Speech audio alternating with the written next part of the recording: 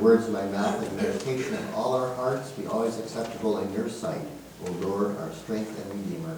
Amen.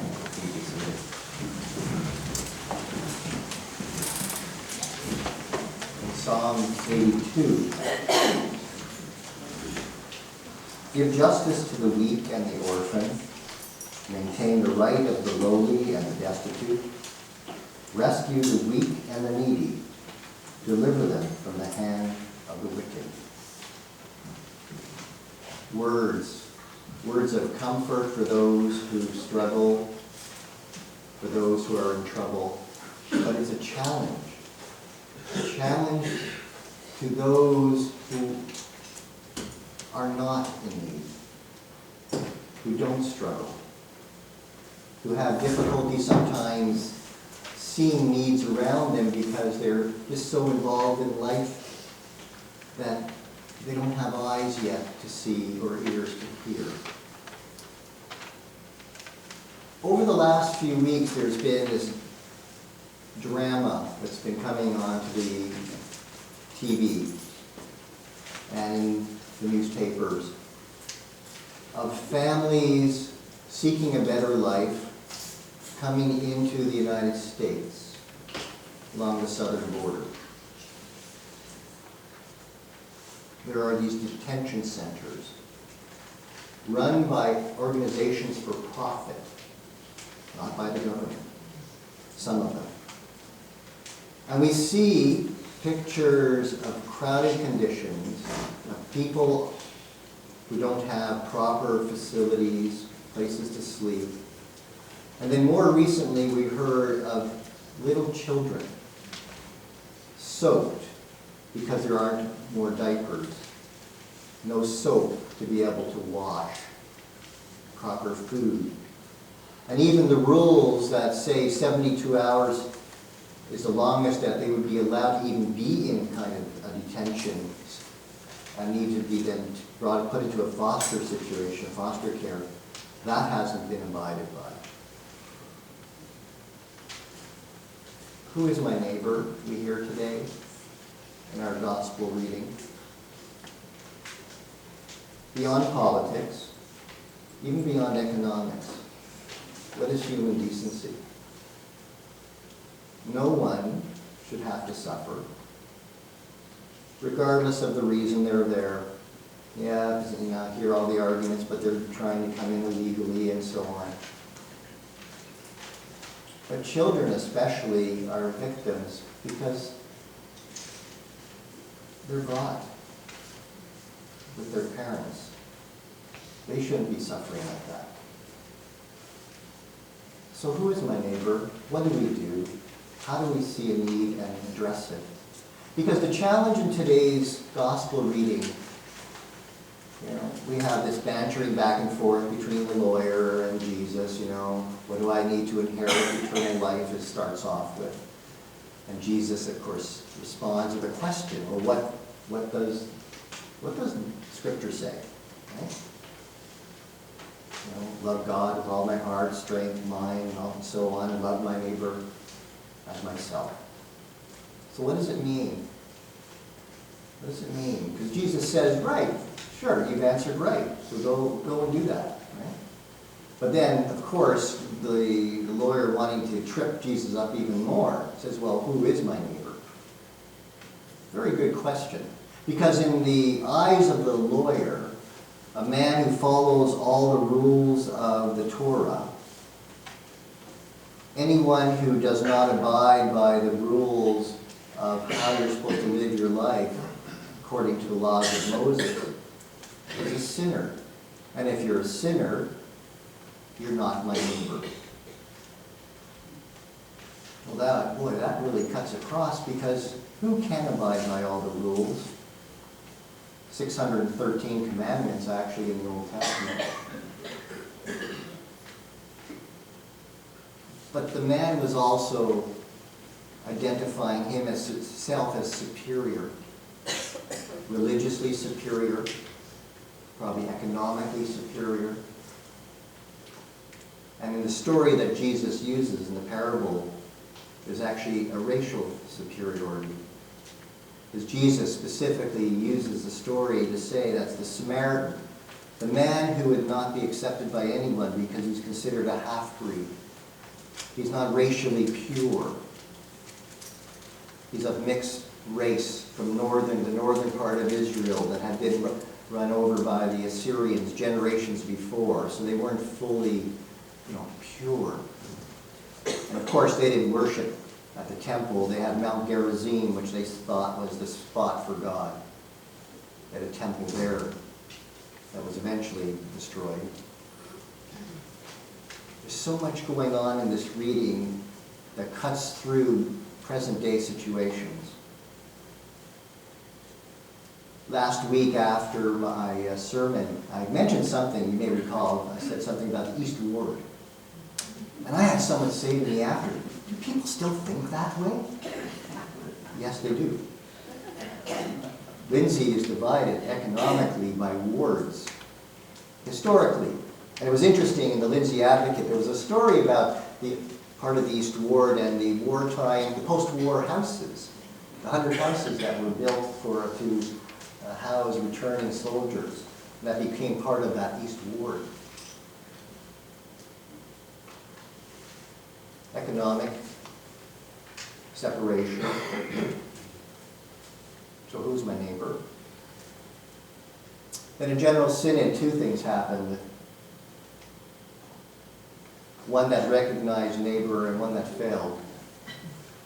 The recognition one, and you could go onto the Facebook site, and I don't know if it's on the website yet of the church, an apology for spiritual harm. This was from Archbishop Fred Hiltz on behalf of the Anglican Church of Canada to all the Indigenous people of Canada. This was an extra to the efforts of reconciliation that began as far back as 1993, and which we are part of, and which we acknowledge on the top of our bulletin, as we acknowledge even the very land that we sit on.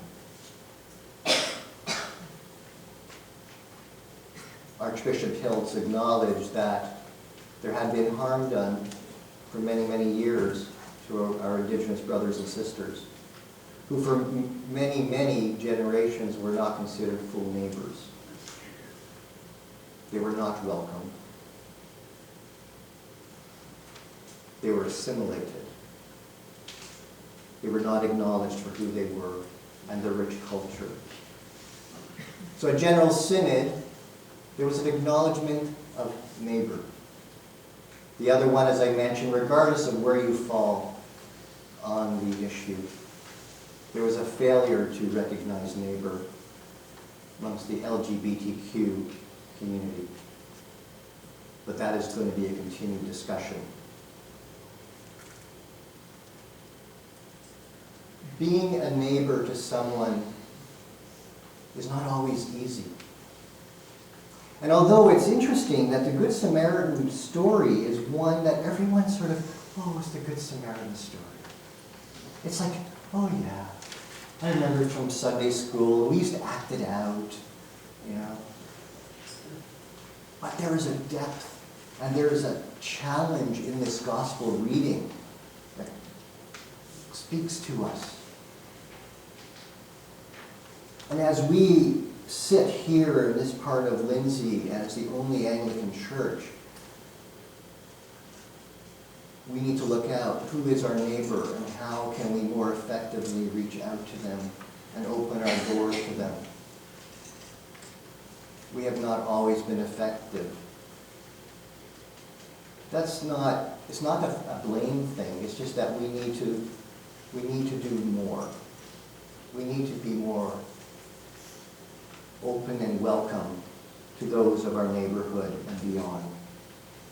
And another thing in the Lindsay Advocate, you may have read also just recently about the growth that's coming to Lindsay. Something I've been saying for, I think, 10 years. But sometimes it takes other people to say it. Trevor Hutchison, who's a member of our congregation, wrote the article. And he talks about the upcoming growth. And it's going to be a growth that's going to challenge this city, infrastructure, other facilities, amenities, But it's also going to challenge the churches. Churches who need to, again, welcome. And it's going to be people that might be a little different. The economic demographics of Lindsay are going to change. The color demographics of Lindsay are going to change as people from the GTA come closer and closer looking for affordable housing. They are moving to Lindsay. You can walk down the streets and you can see. They will be our neighbors. And it's a wonderful opportunity that we have. And these are things we need to look at as we look to the future. But this challenge that Jesus presented us with is to remind us that there are always people that are marginalized that we sometimes forget. And society does it. And we sometimes fall into it because we're part of society. There are people who are marginalized due to handicap. Physical handicaps could sometimes present barriers to people, and we're not always as good to be as accessible. Mental handicaps, mental health issues are another one. They're hard to deal with. They sometimes scare us, but we're called to be neighbor to those who need that extra help and understanding. There's the cultures and the races that also are sometimes left out. And it's very interesting, of course, Jesus is very smart. He uses the very person that the lawyer would never go near as the hero of the story. It's the Samaritan, the dog of the age, because they had been called dogs in Scripture, was the one who helped. Probably a Jewish man, we don't know that for sure, but probably. He was the one who helped. Physically helped clean the wounds, bind up the wounds, even gave money. Took him to an inn, promised more money if it was needed. Jesus was shaking up the people of his time with this story. The one that we look to and almost idolize. You know, and call organizations the Good Samaritan organization, and this and that, and Samaritan's Purse and all that. But we're missing the point of it. We're missing the very point that my neighbor is every human being. My neighbor is every person, regardless of age, color, sex, sexual orientation, financial standing, education, whatever. That's what Jesus is saying. He was blowing away people who were hearing this story. And if you actually get into the depth of it, it blows us away too. Because it's so challenging. And not only that, sometimes the roles are reversed. Sometimes we're the ones in the ditch. We're the ones needing help. We're the ones needing to be bound and healed and loved and cared for. And sometimes it's hard to accept that too from some other people. So Jesus is coming right at us. But he's calling us to action. He's calling us to live our faith, open our eyes, hear the needs, reach out in love. That's what this story is about. So it's something to ponder with the events recently at General Synod, the events in the United States.